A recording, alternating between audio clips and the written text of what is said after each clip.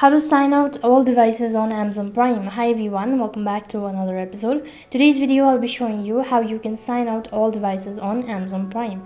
In order to sign out of all devices on Amazon Prime, first thing first, make sure that your device is connected to an internet service.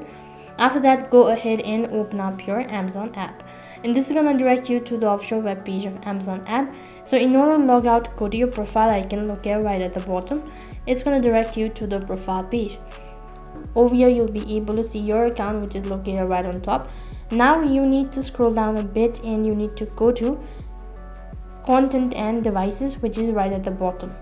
It's going to direct you to the page where you can see all of your information regarding your devices. Here you need to toggle or switch for devices or just tap on devices. As you can see that my device is currently active on Amazon Prime.